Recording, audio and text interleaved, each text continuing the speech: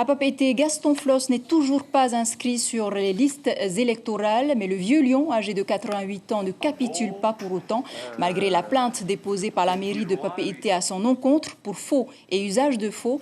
Le leader du Tahouir Ahouir Attira a décidé d'aller en cassation. Son pourvoi est examiné hier à Paris. L'arrêt sera rendu le 20 février prochain.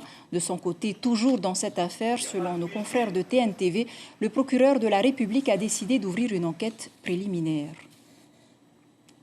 Je vous le disais en titre, on s'arrête ce soir dans la commune de Punaauia. Ses complexes hôteliers, sa marina et sa zone industrielle et commerciale en font une ville très dynamique, soit plus de 28 000 habitants au dernier recensement.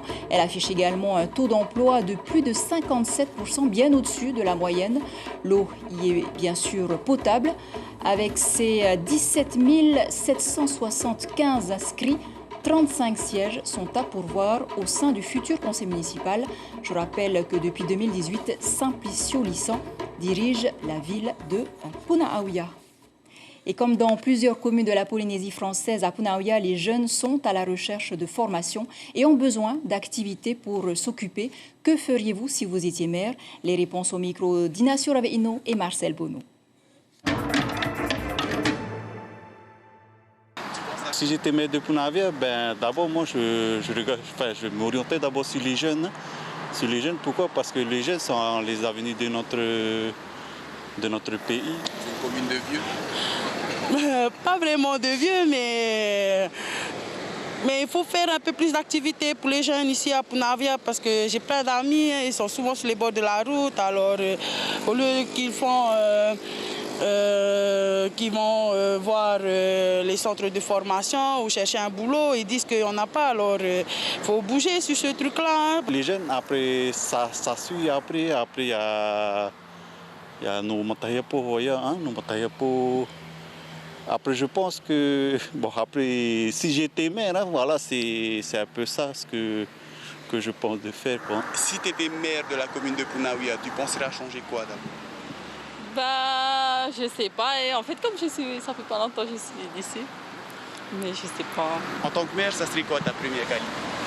Une première qualité, franchement, j'en ai aucune idée. Parce que vu comme ça, je sais pas, honnêtement. Hein. Après, je pense que je ferai en sorte d'écouter le peuple déjà. D'être à l'écoute surtout de ce que le peuple de la commune il pense. Pour le RSMA, ça serait bien d'adapter aussi aux personnes qui sont en surpoids.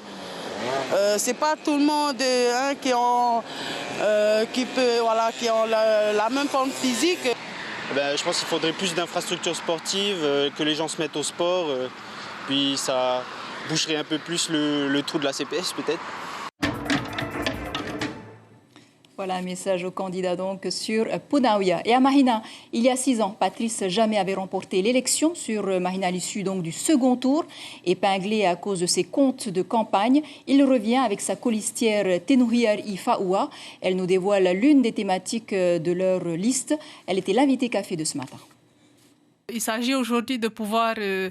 reprendre la commune avec une situation financière qui n'est pas au top de sa forme, encore une fois, que les gens, puisqu'il s'agit de recouvrer à un moment donné les créances et les dettes de la population, il va falloir y aller, que chacun mette la main à la poche et paye ce qu'elle doit payer à la commune pour les services qui ont été rendus. Ce qui veut dire quoi concrètement? Que vous allez par exemple augmenter les impôts? Alors il ne s'agit pas forcément d'augmenter les impôts, mais il s'agit tout simplement pour toutes les personnes de régulariser leur situation financière à la commune. Et après le rendez-vous raté lundi, Damas Tewira sera l'invité café de votre matinale de demain. L'actuel maire de Mahina, qui a remplacé Patrice Jamais en 2015, brigue un nouveau mandat. Il conduit la liste Mahina Imwa Yahotu. Et donc, vos questions sont attendues sur l'antenne 40 86 16 00. Retour sur notre premier débat des municipales. Nous étions hier soir à Papara où 6 candidats ont pu échanger sur les thèmes comme la route du Sud, l'environnement ou encore la délinquance. Écoutez ces extraits choisis par Pierre-Emmanuel Garot et Lionel Petit. On étudie toutes les formes d'insécurité auxquelles sont confrontés les jeunes, les addictions, les nuisances sonores. et pour proposer ensuite à l'État, qui est responsable en matière de répression, les mesures adéquates à prendre. Si ce conseil ne se réunit pas, parce que ça c'est de la compétence du maire et du conseil municipal, comment voulez-vous que l'État intervienne sur le paperasse s'il ne sait pas Donc quel est le diagnostic? Donc vous faites en sorte que ce conseil se réunisse de nouveau, si vous êtes élu demain? C'est un minimum. Une commune accueillante, mais si les quartiers sont moches, comment on peut avoir une commune accueillante? Tout démarre par le quartier. Si toute la population s'y met à embellir son quartier, on aura demain une commune accueillante et prospère. On n'est pas très doté. Nous avons aujourd'hui 18 agents municipaux, agents de police, je veux dire, pour 12 000 habitants. Et la première commune la plus grande de Tahiti. Donc, les moyens humains, il faut d'autres moyens humains et des moyens matériels aussi. Moi, je pense qu'il faudrait justement faire comme Bruno Sandras il disait, hein, c'est de faire un référendum pour sonder justement la population à ce qu'ils pensent. Aujourd'hui, c'est vrai que bon, on a des retours, hein, donc souvent les gens ils nous disent ils veulent pas cette route. Mais il faudrait sonder la population. Vous n'y croyez plus? Vous pensez que ça ne se fera jamais, en fait? Non, je ne dis pas que ça ne se fera jamais. Peut-être que ça se fera. Déjà, 200 milliards, je pense qu'on pourrait peut-être les redistribuer sur des choses beaucoup plus urgentes et plus importantes. Voilà, à l'heure actuelle. Non, je pars du principe aussi voilà, demander à la population son avis, c'est important. Donc vous êtes d'accord avec Bruno Sandras? D'une part. Ensuite, pourquoi pas, mais pas à n'importe quel prix. Je dis juste que peut-être qu'ils n'ont pas pris en compte tous les paramètres, le paramètre humain. On sait très bien que beaucoup de personnes seront lésées sur ce trajet, que ce soit sur Paia ou Papara. Lesquelles? Il n'y a pas si longtemps de cela, il y a eu un collectif qui s'est levé pour lutter contre. Voilà, cette route du Sud qui reste un sujet sensible puisque plus de 600 familles sont menacées d'expulsion.